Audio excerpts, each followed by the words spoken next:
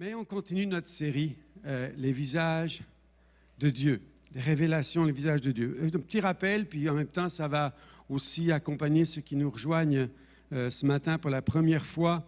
Ce qu'on partageait, c'est que Dieu est lumière. Il habite une lumière inaccessible que nul homme n'a vue ni ne peut voir. Pourtant, quand on regarde vers lui, c'est écran noir. On ne le voit pas.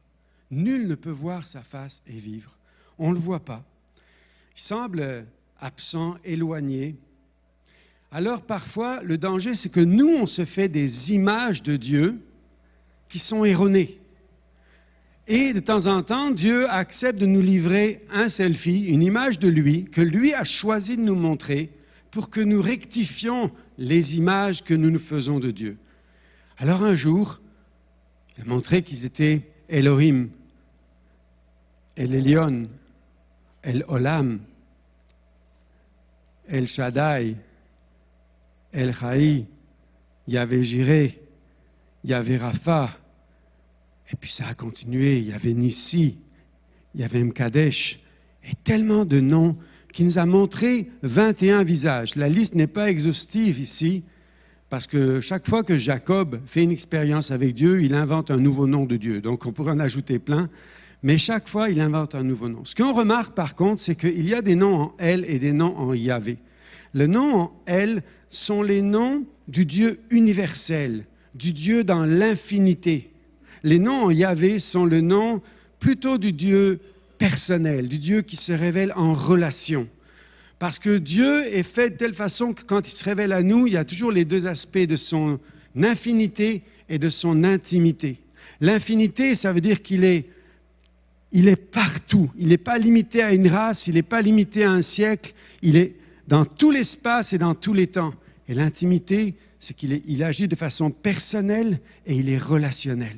Alors, c'est ce que nous avons vu et on a commencé à regarder ces noms-là, les noms en L, avec 11 visages de Dieu que vous avez reçus par courriel et ceux qui ne l'ont pas. Comme d'habitude, vous voyez Pierre Poulain et vous recevez ça sur la liste. Et la toute première fois, l'introduction que je faisais il y a 2 semaines, on avait parlé de son nom préféré. Quand on demande à Dieu, c'est quoi ton nom préféré? C'est un jour Moïse qui demande ça à Dieu. Fais-moi connaître ton nom. C'est quoi ton nom préféré? Est-ce qu'il lui dit, est-ce qu'il revient tout au long de la Bible? C'est presque décevant pour des gens comme moi. Et je ne suis pas le seul. Il dit, je suis El Rahum, ça veut dire le Dieu de miséricorde, riche en bonté, lent à la colère. Et Dieu ne veut pas faire connaître juste sa puissance, sa victoire sur ses ennemis, il veut faire connaître son cœur et son amour, ce qui me surprenait tellement. Puis, la semaine dernière, Désiré a continué, Yahvé Jireh, Dieu se pourvoit lui-même, puis il y a tous les noms, Yahvé Rapha, qu'on essaiera de regarder les uns après les autres. C'est 21 portraits absolument extraordinaires. Ce sont les portraits que Dieu choisit de nous montrer de lui. Alors, pourquoi est-ce que ces visages dévoilés sont là? Pourquoi connaître Dieu? Connaître Dieu, ça sert à quoi pour nous? Sachons une chose, c'est que ça nourrit, la chose la plus importante, c'est que ça nourrit notre adoration. Ça nourrit notre façon de lui parler, de l'imaginer, d'être rattaché à lui. Nous adorons, Jésus nous dit, ce que nous connaissons. Donc connaître Dieu nous aide à adorer, ça veut dire à décrire ses qualités, à lui faire des compliments, à nous enthousiasmer pour qui il est. Autre raison pour lesquelles connaître Dieu, Daniel 11, 27 nous dit, le peuple qui connaît son Dieu sera ferme dans l'adversité. Et je crois que c'est vrai. J'ai souvent remarqué que les personnes qui connaissent Dieu tel qu'il est sont plus fermes et plus forts que ceux qui connaissent Dieu juste pour ce qu'il peut faire pour moi. C'est comme si on ramène Dieu dans le petit côté de l'entonnoir, ce qu'il peut faire pour moi, ce que Dieu peut faire pour moi. Alors quand je traverse l'adversité, ce que Dieu peut faire pour moi n'est pas grand, parce que je trouve que là, en ce moment, il n'agit pas. Mais quand tu regardes qui il est, le peuple qui connaît qui il est sera ferme même dans l'adversité, pourra savoir en qui il a cru, comme nous dit l'apôtre Paul. Également, se laisser transformer, mais aussi, comme on l'a dit tout à l'heure, c'est éviter de se faire un Dieu à notre image et peut-être parfois balayer des fausses croyances qui ont cheminé dans nos têtes et un jour, on doit s'en parler. Et au Québec, on doit s'en parler de qui est Dieu réellement, parce qu'il y a toutes sortes de fausses croyances qui sont là. Et à un moment donné, we need to talk. If you pee in the pool, will the water really change color? Does the TV only work when it's raining? Can a stork really carry a baby? Does the internet turn off at 7 every night? Can a goldfish run away? Is Santa always watching? Will Big Mac It's a common misconception. We need to talk. We need to talk. On a besoin d'en parler. On a besoin de remettre la véritable image de Dieu à sa place. C'est pourquoi connaître Dieu est au centre de notre mission, de le connaître, de le faire connaître. Comment le faire connaître si nous, on ne le connaît pas vraiment? Alors, ce que je vous propose comme démarche, même pendant cette semaine, vous allez dire, tu prêches et on en fait quoi après? Je donne un petit exercice pour développer ça cette semaine. Comme Jésus le disait ou comme Jacques le dit, celui qui écoute la parole, qui met en pratique derrière, va vraiment enrichir sa vie. Donc ma pratique proposée, c'est qu'on choisisse 3 noms de Dieu ou 3 visages qui vont être dévoilés. Et on va les méditer. Et on va louer, adorer, chercher à connaître. On va comme danser autour, réfléchir. Qu'est-ce que ça veut dire pour moi? Qui il est réellement? Qu'est-ce que veut dire ce nom? Comment je le vois se manifester? Ce qu'on va essayer de faire ce matin sur quelques noms. Et quand nous faisons cela, nous tous qui contemplons le Seigneur, nous sommes transformés à l'image de celui que nous contemplons. Je crois réellement à ce qu'on appelle ce gros mot, sanctification. Je crois à une sanctification par la transformation directe du Dieu que nous contemplons, que nous connaissons dans l'expérience. Quand je connais qui est Dieu, que je veux l'expérimenter, tel il est, tel nous sommes dans ce monde. Celui que j'ai adoré, celui que j'ai commencé à décrire, celui à qui je m'attache, je finis par lui ressembler. Tel il est, tel nous sommes dans ce monde. Alors, nous sommes dans cette série sur les visages de Dieu, et puis après, nous allons passer dans la série l'image de Dieu. On va parler de nous davantage. Mais quand on parlera de nous, s'il vous plaît, ne me dites pas seulement « on ne parle pas de Dieu ». Oui, on est en train de parler de Dieu. Quand on parle de Dieu, s'il vous plaît, ne me dites pas « oui, mais en ce moment, tu ne parles pas beaucoup de nous ». Non, je sais, je parle de Dieu. Parce que je crois réellement que Dieu est important. Je crois réellement que pour nous, c'est tellement précieux de savoir qui il est. Alors ce matin, si j'avais un titre à donner, ce serait « Louer son nom » ou « Louer ses noms ». Mais la Bible nous mentionne souvent « Louer son nom ». Et qu'est-ce que veut dire louer? Comme on le mentionnait tout à l'heure quand les enfants étaient avec nous, louer, ça veut dire d'apprécier. Ça veut dire lui faire des compliments. Il m'arrive, le vendredi, c'est mon jour de prière écrite sur mon ordinateur. J'ai un fichier comme ça depuis 2001. J'ai tous mes fichiers de chaque année, mes prières du vendredi, c'est un peu des psaumes. Mais de temps en temps, je fais un alphabet de louanges.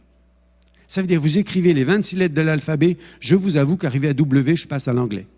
Mais sinon, j'écris les 26 lettres de l'alphabet et j'écris quelques mots qui le décrivent. Admirable, aimant. Ah, puis quand j'écrivais aimant il n'y a pas longtemps, je vais celui qui nous aime, mais celui qui nous attire comme un aimant. Puis ça suscite tellement de choses d'écrire quelques mots derrière sur ce A. Puis c'est à un moment donné, je passe à la lettre B, puis je passe à la lettre C. Juste de le complimenter. Puis de temps en temps, je le célèbre. Ces chants-là qu'on a chantés avec les enfants, je suis content que personne de l'Église n'ait voyagé sur la route principale dimanche soir dernier, parce que vous auriez vu un fou qui avait les écouteurs dans les oreilles, qui écoutait Glorious, qu'on a écouté ce matin, et qui dansait sur la route principale de sa maison jusqu'au magasin IGA, aller-retour. Je n'ai pas dansé dans le magasin, mais tout le long, oui, parce que simplement je voulais le célébrer. Et quand je le célèbre, il se passe quelque chose au-dedans de moi, je le chéris davantage. Je prononce de belles paroles pour lui. Je m'enthousiasme pour celui que je veux honorer. Parfois, quand je sens que mon cœur manque d'enthousiasme, je demande, Saint-Esprit, s'il te plaît, tu pourrais rallumer la flamme au-dedans de moi parce que je veux l'aimer davantage. Je ne veux pas finir comme un vieux mou. Jusqu'à mon dernier souffle, je veux que mon cœur vibre pour l'aimer. Décrire ses qualités. Mais parfois, c'est aussi faire silence en goûtant sa présence. C'est des moments plus silencieux, plus intimes. C'est aussi s'attacher à Dieu, car celui qui s'attache au Seigneur devient avec lui un seul esprit. Ça, c'est le moment ultime de l'attachement, l'adoration, où on est juste attaché à lui, on n'a plus envie de quitter. J'ai plus envie que ça s'arrête, j'ai plus envie que ça s'arrête. Tout ça, c'est à quoi ça nous sert d'apprendre à louer son nom. Et pourquoi est-ce qu'on va étudier ses visages et révélations qu'il nous donne de lui-même pour qu'on ait de la nourriture à mettre dans notre louange? On ne dit pas seulement, oui, mais je ne sais pas quoi dire devant lui. Eh bien, justement, on vient fournir du stock, on vient remplir nos réservoirs ici de louer Dieu. Toutefois, nous avons une fâcheuse tendance qui s'est inscrite dans nos temps de louange depuis une vingtaine d'années. Il y a eu un virage.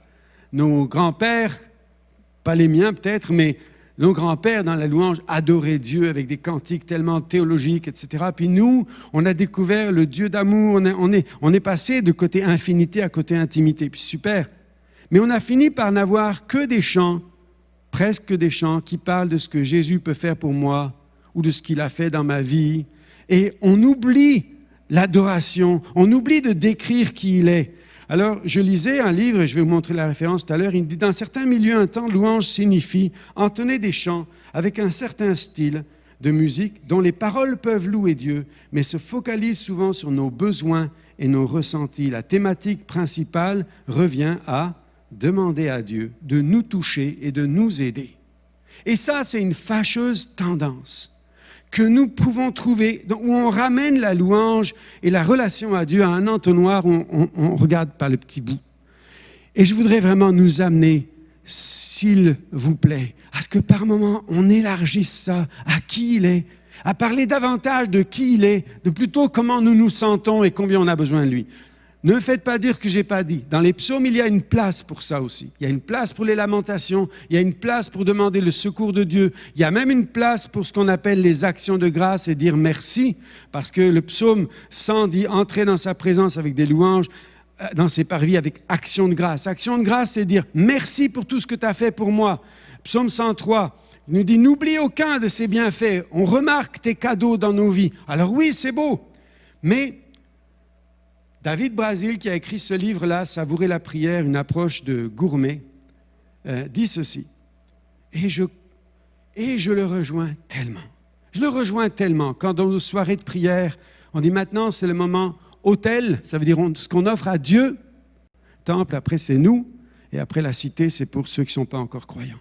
Mais dans le moment où on fait autel, moi j'entends la plupart des prières qui disent ce que Dieu pourrait faire pour moi, ce qu'il pourrait faire parmi nous. Il y a tellement peu de « Voilà Seigneur qui tu es ». On vient te dire qu'on reconnaît qui tu es. On vient te faire plaisir en te donnant des compliments. On est là pour décrire, pour s'attacher à toi. On est là pour te louer en réalité. Parce que la louange, ça parle davantage de qui il est. Dans la louange, c'est beaucoup plus que dire merci, c'est centré sur Dieu. Dans la louange, nous dépassons nos expériences pour nous centrer sur qui il est. Non pas simplement ce qu'il a fait dans nos vies, c'est très bon ça, mais on peut aller au-delà. Qui il est? Pourquoi est-ce qu'on voit un visage de Dieu en ce moment? Pour amener une dimension tellement plus mature à nos vies de relation avec lui, à nos temps de prière, nos temps de louange. Alors ce que nous dit ici David Brasil, il dit ceci. La thématique, il m'arrive d'animer des petits groupes de dégustation de la prière. Un échantillon de pratiques créatives de prière. Lorsqu'il s'agit d'exprimer de courtes phrases de louange, même si j'ai donné au préalable une définition claire de ce qu'est la louange et de ce qu'elle n'est pas, quelqu'un prend la parole en exprimant sa reconnaissance pour une bénédiction qu'il vient de recevoir ces derniers jours. Mais ces personnes, alors il dit, moi je suis également reconnaissant pour toutes sortes de bénédictions, mais ces personnes ne pourraient-elles pas orienter leur regard ailleurs que sur elles-mêmes? Juste pour un instant, le plus souvent je suis sympathique, il essaie d'être gentil, et j'interromps pas la prière du groupe, mais je souhaite que nous puissions nous focaliser ensemble, exclusivement sur le caractère et les attributs de Dieu, au moins pour de courts moments. Au moins qu'on soit capable, même dans une soirée de louange, qu'on soit capable pour, 10 minutes, 5 minutes, qu'il n'y ait pas une seule prière qui s'adresse à Dieu en disant « Moi, j'ai besoin que Dieu, Seigneur, merci pour ce que tu fais. » Non, juste « Seigneur, tu es.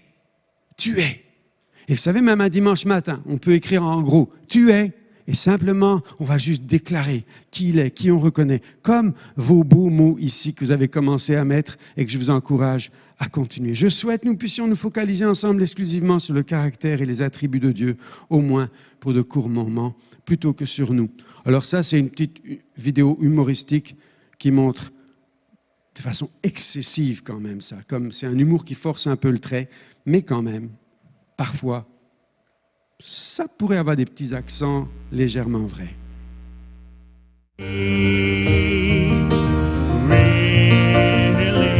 It is all about you. Now, the greatest collection of me worship ever assembled on one CD. It's all about now I lift my name on high.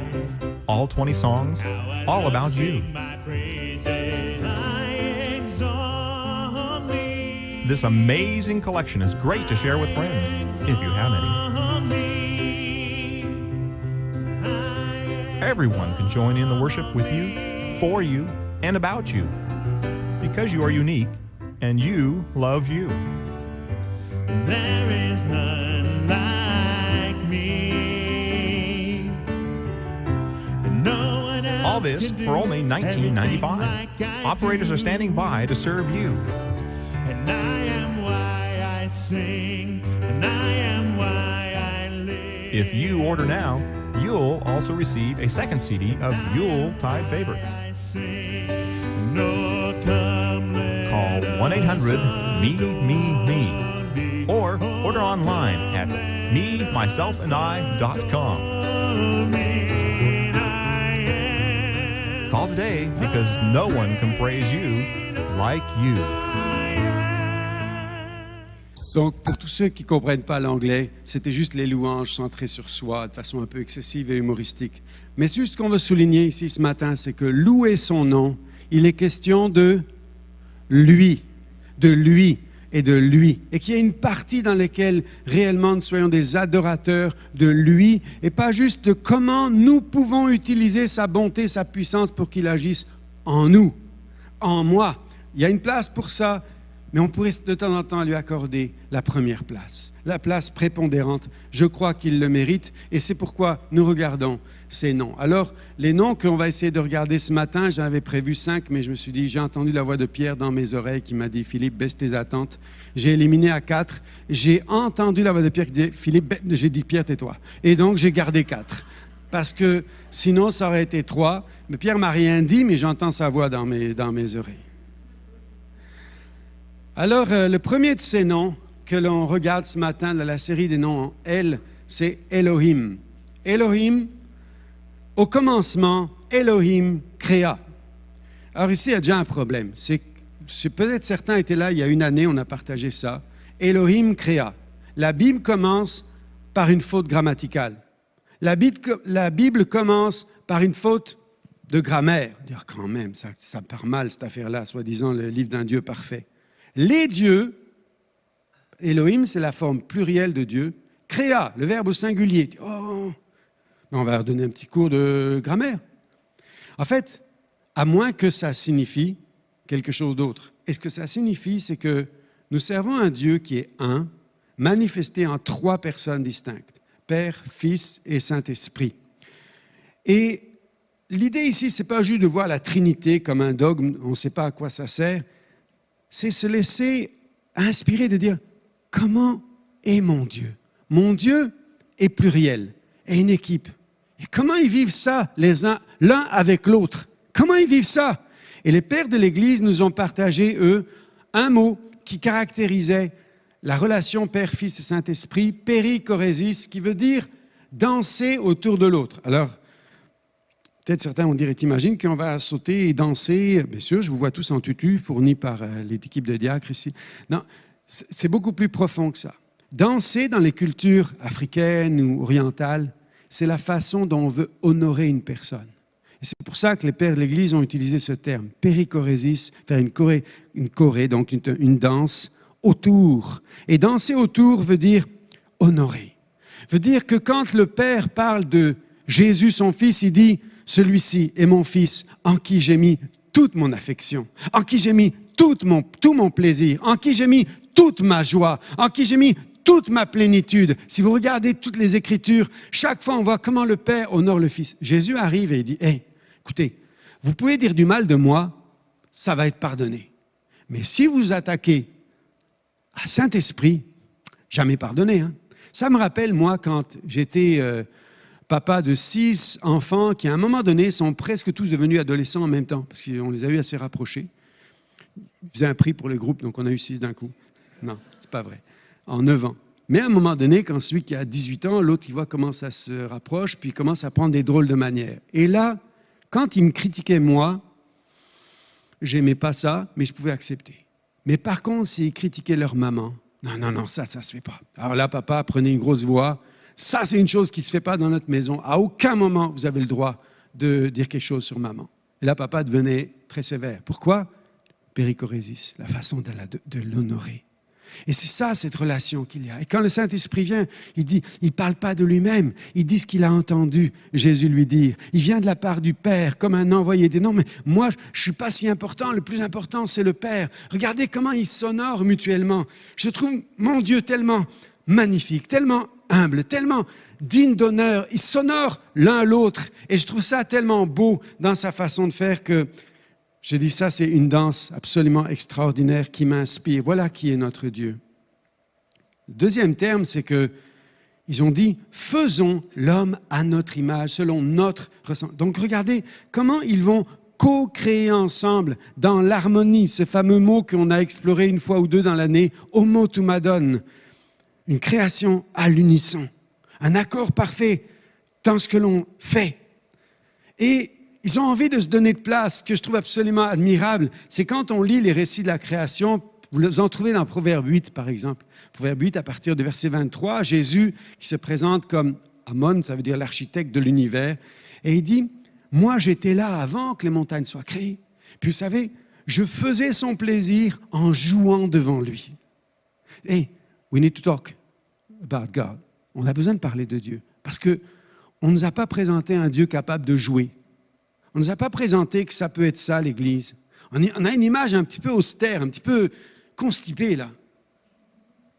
Alors que, lâche-toi, viens dans la joie d'un Dieu qui joue.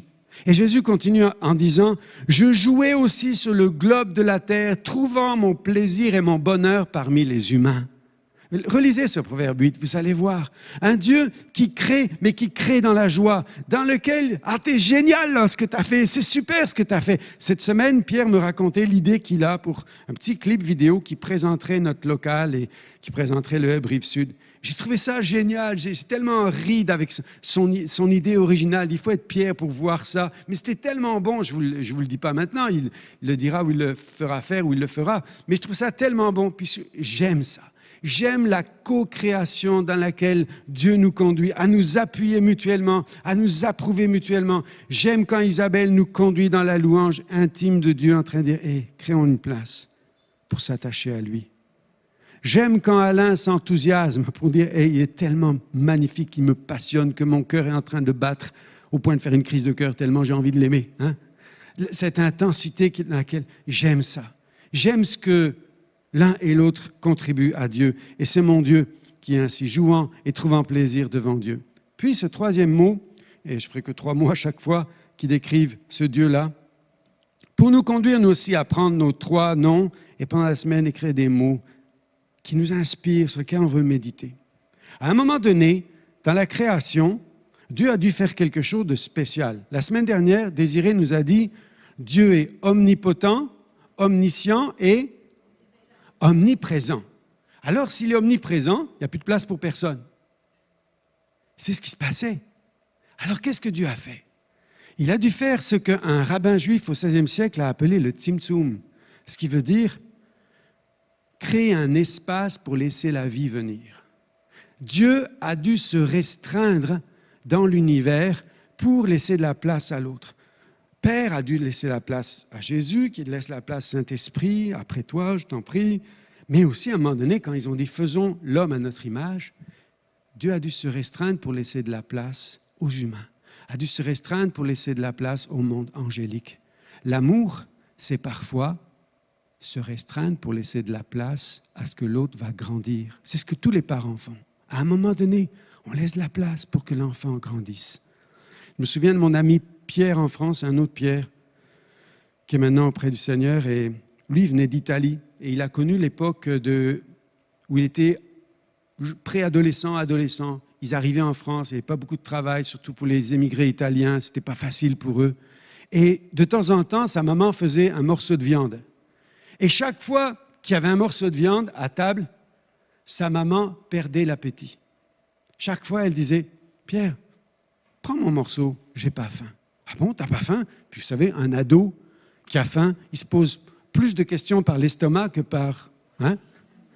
Donc, il mangeait, « Ah, merci, non, je ne sais pas pourquoi t'as pas faim, parce que c'est bon. » Jusqu'à ce qu'un jour, il capte. Maman fait du tsum-tsum. Maman est en train de se restreindre pour me faire grandir. Il faut qu'il croisse et que je diminue. Ça, c'est mon Dieu. Je trouve ça tellement magnifique ce Dieu-là. Et ce Dieu m'inspire. Il m'inspire en disant, rechercher la gloire des autres est un honneur.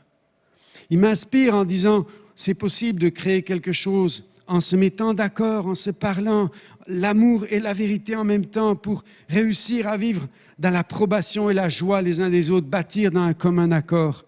Et c'est possible de se laisser de la place les uns aux autres. Certains vont me dire, Philippe, pourquoi tu ne prêches pas plus souvent? J'ai prêché 2 fois ce mois-ci. Des mois comme le mois prochain, ce sera qu'1 fois, puis d'autres fois, ça va arriver.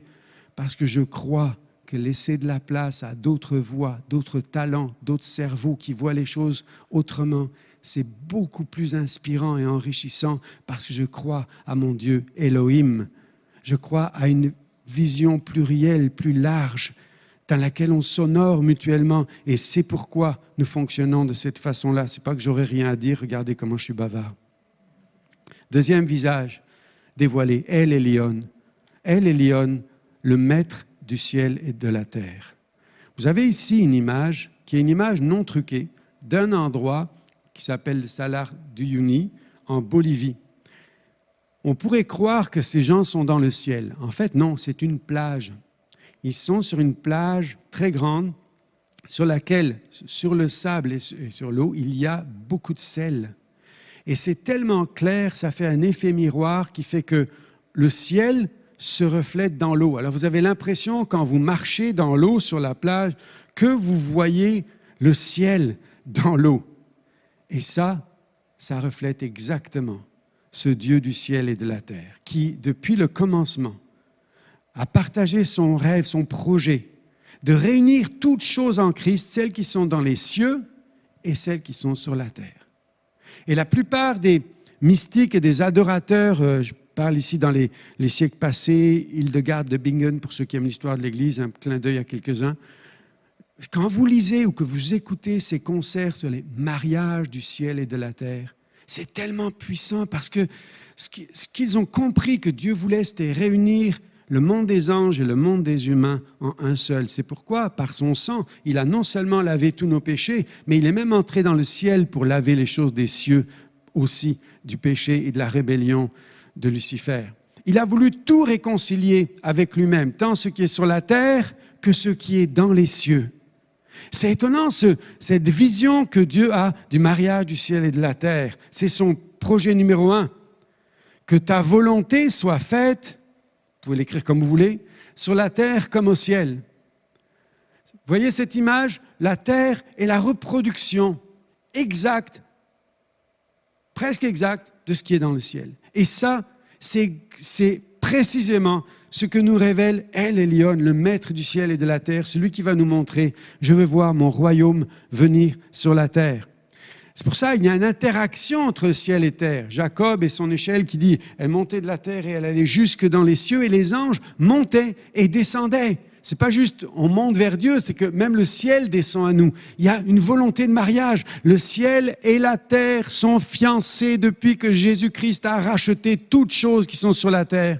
Et nous, ça fait 2000 ans que nous sommes fiancés, et ce rapprochement va finir par un big mariage, par des noces dans lesquelles ça va faire la fête, sa puissance 10 000. Ça va être d'une intensité et d'une joie extraordinaire. En attendant, ce rapprochement a lieu et Jésus nous dit, « Hey, priez, que ta volonté soit faite sur la terre comme au ciel, que ton règne vienne. » comme Désiré nous le disait la semaine dernière dans Daniel 10, quand Daniel priait, il n'avait pas notion que sa prière déclenchait des mouvements dans le ciel. Et tellement souvent, Jésus nous dit que ce que nous allons lier sur la terre ou délier va bouger dans le ciel. Les humains font bouger les anges. Luc 15, 10 nous dit lorsque un humain se repent, il y a beaucoup de joie parmi les myriades d'anges dans le ciel. Ça veut dire que ce que nous faisons sur la terre déclenche toujours quelque chose dans le ciel. On ne mesure pas l'impact que nous avons. Tout acte sur la terre, toute belle attitude qui rejoint le ciel va déclencher des choses extraordinaires. Quand les disciples vont partir, dans Luc 10, Jésus leur dit « Allez servir, annoncez l'évangile, guérissez les malades, libérez les gens captifs, prenez soin des humains. » Et ils reviennent « Waouh, c'était super de faire ça !» Et Jésus leur dit « Vous savez ce que je voyais ? Je voyais Satan qui tombait du ciel comme un éclair. Ce que vous faites a toujours un impact dans le ciel et dans le monde invisible. Pourquoi? Parce qu'il y a interaction entre ciel et terre. Nous, notre problème, on s'occupe de la terre, hein? Mais juste être conscient que nous sommes dans ce processus du mariage ciel et terre. Et ce qu'on veut, c'est produire ce rapprochement. Alors c'est ça ce qu'on appelle le royaume de Dieu. Le royaume de Dieu, c'est la manifestation sur terre du royaume des cieux. On va le dire comme ça pour simplifier. Le royaume des cieux, c'est toutes les conditions de vie selon Dieu. C'est la santé. Sur terre, c'est la maladie. Le royaume de Dieu, c'est quand la santé rencontre la maladie, il peut y avoir guérison. Donc, le royaume de Dieu, c'est la manifestation sur terre du royaume des cieux, avec une limite. Il règne, et pourtant, ne voyons pas pleinement encore qu'il règne. Donc, c'est toujours dans cette tension-là, dans le déjà et le pas encore. Mais chaque acte que nous faisons sur terre et qui représente le ciel, c'est le royaume de Dieu. C'est pour ça que Jésus va nous dire, tout ce que vous avez fait à un de ces plus petits, c'est à moi que vous l'avez fait sur la terre. Et je vous le dis, le royaume de Dieu est bien plus grand que le monde de l'Église et des chrétiens. Tout être humain qui fait du bien à son prochain est en train de faire un acte du royaume. Oui, et vous allez me dire, Philippe, même s'il n'est pas chrétien, oui. Ça veut dire, tu crois que quelqu'un pas chrétien peut être sauvé? Personne ne pourrait l'être s'il ne sent pas le besoin d'un sauveur. Mais ici, on ne parle pas de salut, on parle du royaume. Regardez comment les gens bénéficient du royaume. Montrez-moi quelqu'un de généreux, je vous montrerai quelqu'un qui prospère. Montrez-moi quelqu'un qui pardonne, je vous montrerai quelqu'un qui a le cœur pur et libre. Montrez-moi un père qui aime son fils comme le père aime le fils, et je vais vous montrer quelqu'un d'épanoui et d'harmonieux dans sa vie. C'est tout simple. À chaque fois que nous posons un acte qui ressemble à ce qui se fait dans le ciel, le royaume de Dieu s'est approché de nous.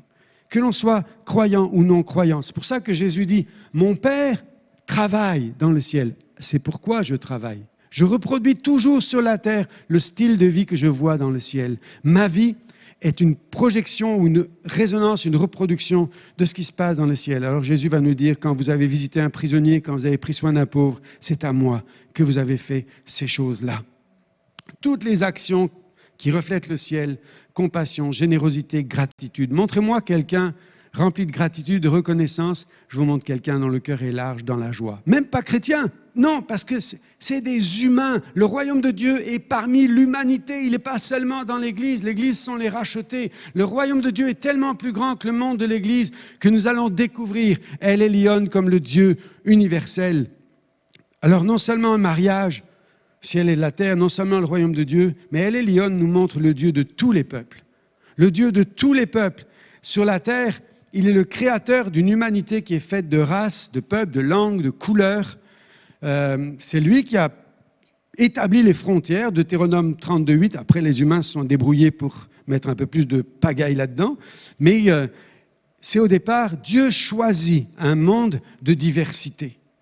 Et il nous est dit, la bonne nouvelle du royaume sera annoncée à toutes les ethnies.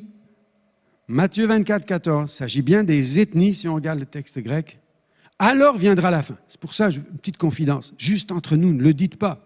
Si quelqu'un vous dit, hey, ce soir, il va y avoir l'enlèvement. Dans 6 mois, il va y avoir l'enlèvement. Tant que toutes les ethnies ne sont pas atteintes, c'est pas que je suis tranquille pour faire n'importe quoi. C'est pas à peine que tu te crées une petite paranoïa. On a du boulot à faire. On a notre énergie à mettre sur communiquer l'Évangile au peuple non atteint, davantage que se créer des petits scénarios de panique et de paranoïa. Si tu en as besoin, va te voir un bon film d'horreur. Calme-toi, puis tu reviens et on se met au boulot parce que la tâche est grande. Il y a 24 000 ethnies dans le monde, il y a 6 500 langues, et pour l'instant, 6 000 peuples sont encore non atteints. Ça veut dire 6 000 ethnies ou 6 000 peuples, parmi ces peuples qu'on appelle les peuples cachés. Ils étaient 17 000 en 1974, ils étaient 11 000 il y a quelques années. Ça avance, mais il reste encore, ça représente encore 3 milliards de personnes qui n'ont jamais été atteintes par l'Évangile. El Elyon nous apprend à penser plus grand que le hub Rive-Sud et de se dire, c'est quelque chose de grand, l'œuvre de Dieu. Dans tous ces peuples, j'ai perdu mon sonorisateur, je crois. C'est pas bien grave.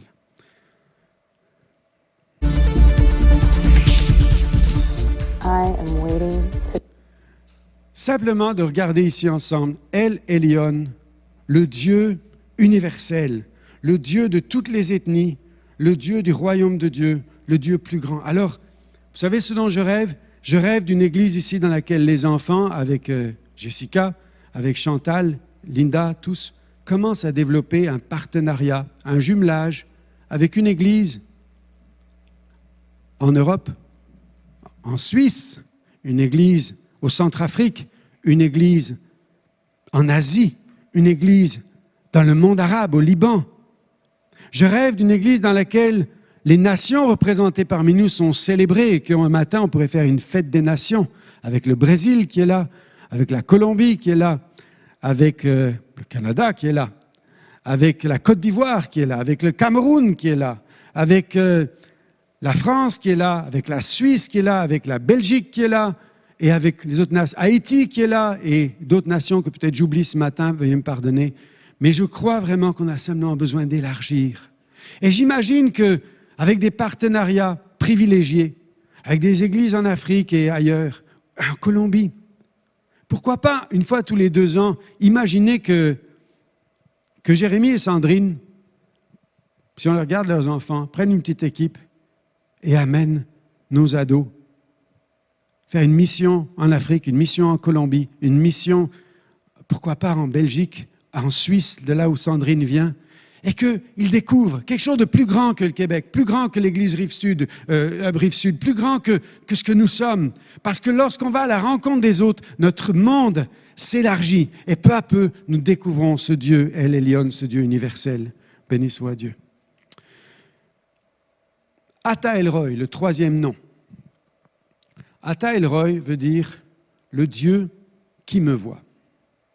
Alors ici, il s'agit d'une femme qui s'appelle Agar, qui est une servante, la servante de Sarah et Abraham.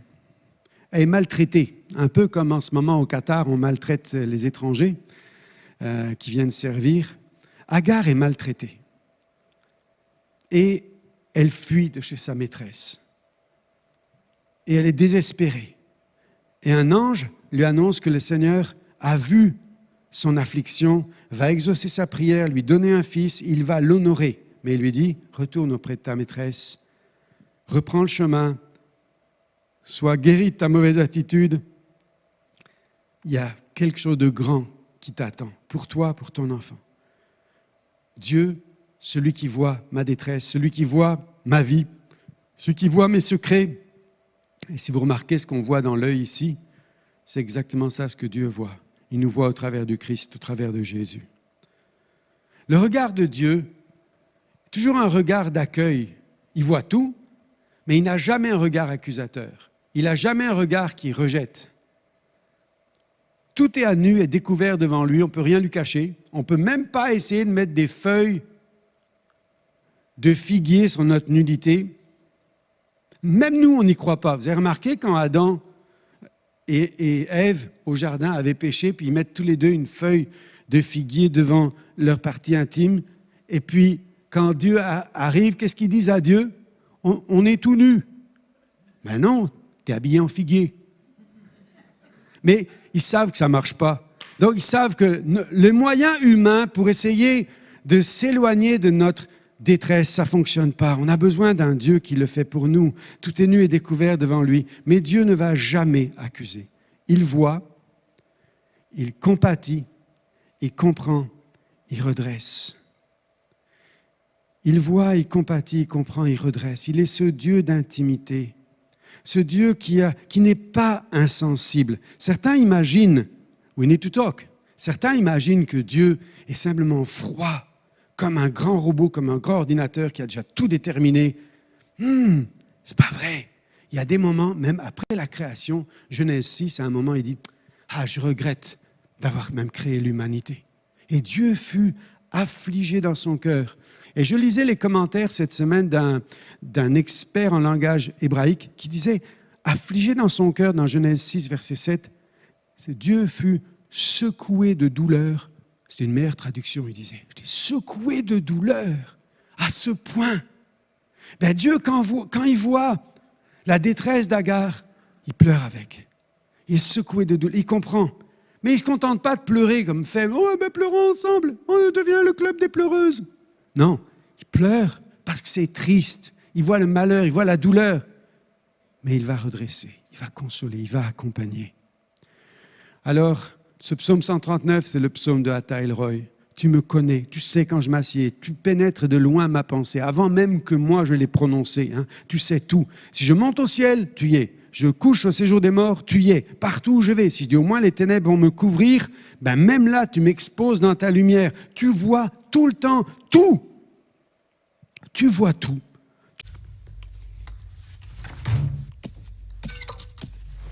Allô, le responsable des poissons rouges? Ah, tu tombes bien, ça s'appelle la SPA. Maurice a encore bouffé tous les chocos suisses. Alors oui, je patiente. 3 d'un coup cette fois. Tu comprends, ça peut plus durer maintenant. Choco Suisse de Nestlé, une mousse fondante et légère au bon chocolat au lait suisse. Tu pousses le bouchon un peu trop loin, Maurice. Tu pousses le bouchon un peu trop loin, Maurice. Comment on réagit quand nous avons péché? On entend tellement peu d'enseignements sur comment pécher avec foi. Ça veut dire quoi avec foi? Ça veut dire quand j'ai péché, comment je réagis? Est-ce que je me tourne vers Dieu ou est-ce que, tellement honteux, je me détourne de Dieu pour aller me cacher? Exactement comme Adam a fait, exactement comme Caïn a fait. Se tourner vers ou se détourner de Dieu. Se tourner vers Dieu, c'est quand David a péché et qu'il est exposé dans son péché que tous ceux qui ont lu la Bible connaissent ici, adultère et meurtre, etc. Puis, quand il voit son péché, au lieu d'aller se cacher, se détourner de Dieu et de dire « j'espère qu'il ne me verra pas, je vais bâtir une muraille, me cacher de lui », il vient vers Dieu et dit « Oh Dieu, contre toi j'ai péché. Oh Dieu, crée en moi un cœur pur. Lave-moi avec l'hysope, qui était le petit arbuste avec lequel on purifiait les gens dans les rites juifs, avec du sang dessus, etc. C'est pas hyper hygiénique, mais c'était comme ça à l'époque. Mais il vient pour dire face à face avec Dieu. C'est ça que j'appelle pécher avec foi. Tout de suite après, il met sa foi. La façon dont je réagis juste après avoir péché, c'est déterminé. Est-ce que je crois en El Elyon, Atta Elroy, celui qui me voit, il m'a vu quand j'ai péché. Mais maintenant, je veux aller face à face. Je veux le regarder dans les yeux et dire, Seigneur, pardon. Je veux me tourner vers toi et pas me détourner de toi, comme l'a fait un homme qui s'appelle Caïn. Caïn a péché, il a tué son frère dans la Bible. Et à ce moment-là, il s'éloigne de Dieu. Et si vous me permettez, j'aimerais vous lire un poème de Victor Hugo qui raconte ce passage-là. Alors soyez attentifs, c'est tellement puissant, tellement fort, la conscience que Victor Hugo a de ce que nous faisons quand nous avons péché et que nous nous détournons de Dieu.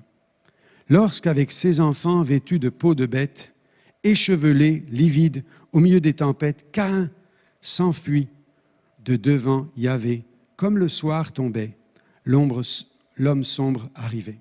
Au bas d'une montagne, en une grande plaine, sa femme fatiguée, ses fils hors d'haleine lui dirent « Couchons-nous sur la terre et dormons ». Donc vous voyez, il s'enfuit.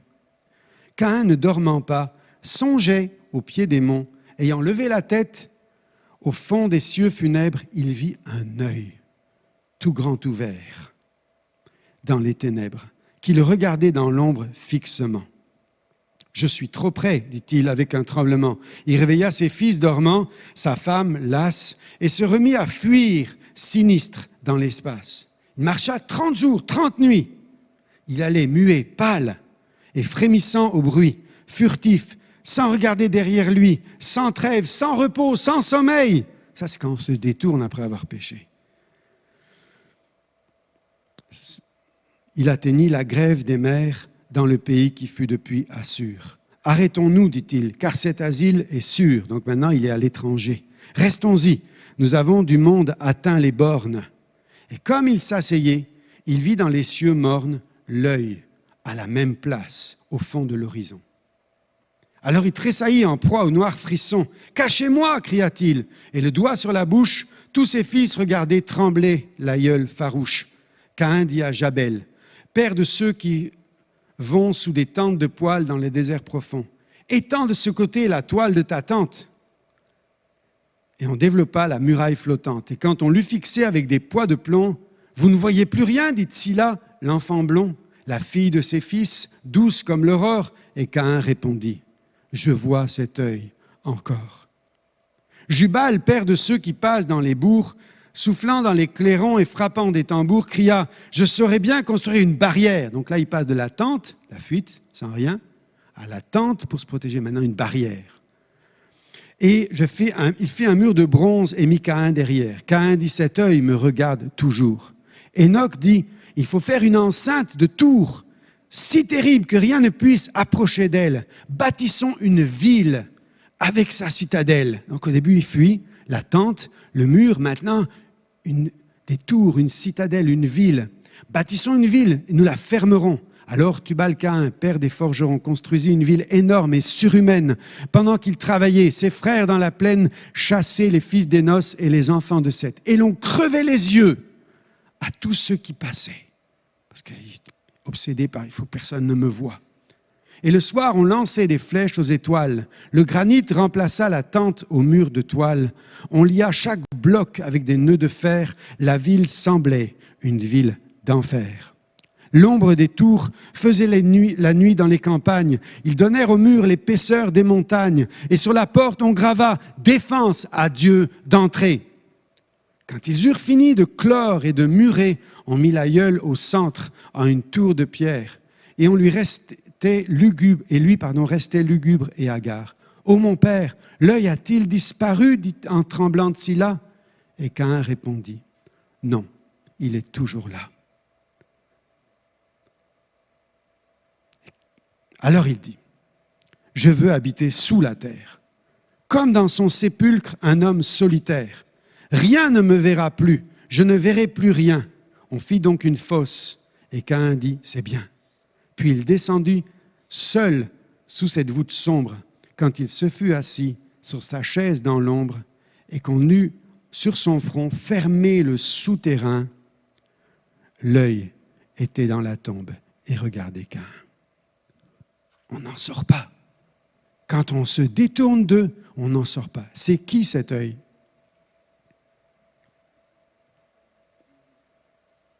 Jésus? No, we need to talk. C'est pas Dieu. C'est pas Dieu. La conscience, c'est le titre du poème.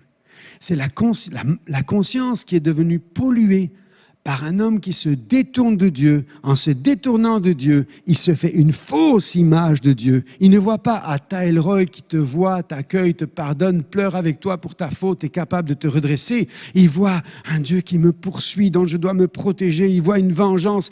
Sa conscience est en train de déformer l'image de Dieu. Et cet œil qu'il voit, ce n'est pas Dieu. Parce que Ata Elroy, c'est mon confident. Je peux tout lui dire, mais c'est mon conseiller, il va pardonner, purifier, il va redresser peu à peu. Il est absolument extraordinaire. Alors, ce Dieu-là m'inspire. Est-ce que je suis capable, moi, comme lui, de voir sans condamner? Jusqu'où je suis capable de voir sans condamner? Si j'ai péché, est-ce que j'apprends à pécher avec foi et me tourner vers lui plutôt que de me détourner et d'aller bouder 3 semaines? Ou 3 heures? Bon, 3 heures, on est humain. Mais sachons que quand on se détourne, on commence à avoir l'œil qui nous poursuit. Est-ce que je saurais être confident et confidentiel quand je vois des choses inversement au fils de Noé, Cham, qui a vu son père nu et qui est allé le dire partout. Il l'a vu dans un moment de faiblesse, il l'a vu dans un temps de faiblesse et il le répand partout. Ça, c'est vraiment terrible. Ça, c'est le contraire de Ata Elroy. Ata Elroy est capable de voir nos fautes, nos moments faibles, et dans les moments faibles, de nous couvrir, de nous accompagner. Il est mon confident et il est confidentiel. Est-ce que je suis capable de ça?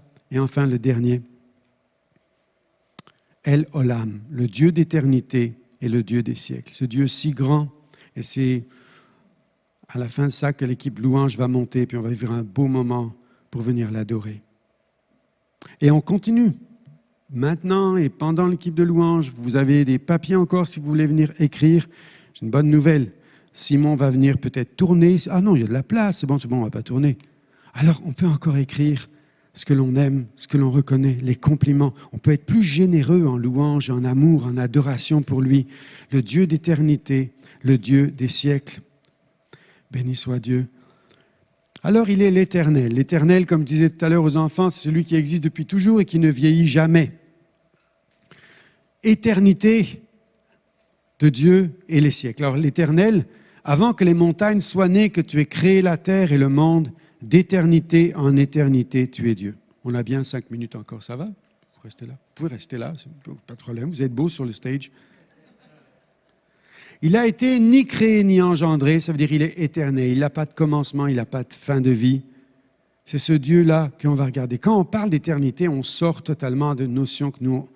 On essaie de comprendre ça. Mais on parle non seulement le Dieu d'éternité, mais le Dieu des siècles. Ça veut dire le Dieu qui a créé les siècles, donc les temps. À un moment donné, dans Genèse 1, 14, il s'agit du jour 4 de la création, Dieu a placé des luminaires dans le ciel pour marquer les temps, marquer les époques, les jours et les années. C'est le jour 4. Avant le jour 4, il y avait 3 jours. On est d'accord? Combien de temps on dirait ces 3 jours? Difficile de savoir, le temps n'existait pas. Donc, quand des chercheurs vous disent « Oui, mais ça fait des millions d'années. » Oui, bien sûr, peut-être plus. Si ça a commencé avant que le temps existe. Parce que les montagnes étaient là, les reliefs étaient là. Avant que le temps existe, avant que le temps soit marqué. C'est là que Dieu a créé le temps dans notre univers, le jour 4. Le moment où il a marqué les époques, les jours, les années. Depuis ce moment-là, tout ce qui se produit sous le soleil arrive en son temps. Écoutez, notre vie, si elle voyageait juste pas très vite, pas à la vitesse de Dieu, juste à la vitesse de la lumière, c'est-à-dire à 300 millions de kilomètres/heure. On n'a pas de passé là-dedans, on n'a pas de futur. Notre vie est juste un grand maintenant, c'est fini. C'est une seconde. Même pas une seconde. Notre vie serait maintenant et c'est fini. Mais Dieu a voulu dire, on va ralentir le rythme. On va essayer de ralentir le rythme. On va créer la vitesse de la lumière d'abord, puis après on va même ralentir davantage pour qu'il y ait une histoire, que le scénario se déroule lentement avec non pas simplement je suis celui qui suis, mais moi aussi je vais rentrer dans le temps. Alors je suis, j'étais et je viens. Il y a un avenir, il y a un passé, il y a un présent. Et vous allez découvrir ça même dans vos propres vies. Alors, devant un ciel étoilé, quand on regarde les étoiles, savez-vous que parfois vous regardez des étoiles qui n'existent plus depuis des milliers ou des millions d'années? Parce que le temps, c'est quoi? Le temps décrit juste le mouvement et le rythme des planètes. Le temps est relatif quand il décrit un mouvement des planètes. Vous êtes devant un ciel étoilé, vous voyez des étoiles qui n'existent pas. Quand vous voyez le soleil, vous le voyez tel qu'il était il y a 8 minutes. C'est juste le décalage horaire, parce que s'il voyage à la vitesse de la lumière, il n'est pas très rapide quand même, pour venir jusqu'à nous. Il pourrait faire plus vite, mais ça prend 8 minutes du soleil jusqu'à nos yeux. Donc on ne le voit pas tel qu'il est en ce moment, on le voit tel qu'il était il y a 8 minutes. C'est ça le temps. Le temps décrit le mouvement des planètes. Alors nos appareils les plus perfectionnés, les plus puissants qui existent dans la découverte humaine sont arrivés à une extrémité de l'univers connu, et là ils ont cru qu'ils voyaient une planète. C'était tellement grand, tellement loin dans le temps, qu'ils n'ont même pas trouvé un joli nom, ils l'ont appelé A1689ZD1. Imagine, pauvre nom d'étoile. Mais quand ils ont découvert l'étoile, ils ont dit, ah, c'est pas une étoile. C'est un nouveau monde de galaxies qui démarre à partir de cette étoile, mais on n'a plus les appareils puissants pour aller derrière. A1689 ZD1. Tellement grand, tellement grand. Et il y a deux mots dans le texte grec pour décrire le temps. Le kairos, on va dire, c'est le plan éternel et parfait de Dieu, si on veut comme ça. Et le chronos, c'est les limites de la montre. C'est mes limites, le chronos. Alors, c'est toujours le défi dans nos vies. Et nous sommes dans une génération qui a cru qu'avec la technologie, avec les progrès de l'humanité, on allait maîtriser le temps. Dieu fait toutes choses belles en son temps, mais nous, on court derrière le temps. Le temps est devenu souvent le maître de la vie. Les gens font les choses de plus en plus vite, croyant qu'ils vont pouvoir racheter le temps, comme la Bible le dit, racheter le temps. Mais racheter le temps ne veut pas simplement dire de faire plus de choses, ça signifie de faire ce qui compte le plus. Non pas en faire plus, mais faire ce qui compte le plus. Le kairos nous parle de la boussole. Est-ce que je suis aligné avec le plan de Dieu? Le chronos nous parle de la montre qui défile, qui défile, qui défile. Et ça, c'est le défi de nos vies. En tant que coach, et j'ai des collègues coachs avec qui je partage, la plupart de nos problématiques aujourd'hui ont à voir avec le Dieu El Olam. C'est comment je fais pour avoir la plus belle vie possible dans la limite de mon temps. La plupart des gens nous contactent pour ça. Et c'est pourquoi on veut simplement venir et goûter des moments où on s'abandonne à ce Dieu d'éternité. Un moment d'éternité dans sa présence, de venir l'adorer. C'est ce que nous voulons goûter. Alors, El Olam m'inspire parce que ce Dieu qui est, qui était et qui vient, me montre que moi aussi, je suis un Philippe qui était, qui est aujourd'hui et qui vient. Je ne suis pas le même, je ne crois pas la même chose, je ne me comporte pas de la même façon. J'ai une histoire, comme Dieu est entré dans l'histoire, nous avons une histoire. Il m'apprend qu'il peut y avoir un rythme de vie, que la vie est une mélodie, et comme sur les partitions mélodiques, il y a des musiciens ici bien meilleurs que moi, ils vous diront qu'il y a des notes noires qui sont un peu rapides, les croches sont un peu plus rapides, les blanches sont plus lentes, et qu'il y a même des pauses au milieu de tout cela. Bien, si nous voulons que notre vie soit une mélodie au lieu que ce soit un enfer, on doit apprendre à rythmer nos vies avec des périodes rapides, des moments pause. C'est pourquoi on aura une pause en fin octobre, une semaine entière dans laquelle on veut apprendre à rythmer nos vies avec cela. Des moments plus lents, des moments plus rapides, des moments où on rythme les saisons de nos vies. Également, El Olam n'est pas seulement le Dieu éternel qui ne change jamais, il est le Dieu des siècles qui évoluent dans les temps. On évolue et Dieu évolue. Vous allez me dire, est-ce que tu crois que Dieu change? Il ne change pas intrinsèquement, ça veut dire dans qui il est, mais dans sa façon de faire, oui. Écoutez, Abraham ne faisait pas ça. Et Dieu était à l'aise du temps d'Abraham et il est à l'aise parmi nous ce matin. Alors c'est ce Dieu-là que nous allons ensemble adorer. Et j'invite l'équipe louange à commencer la musique en attendant qu'Isabelle arrive.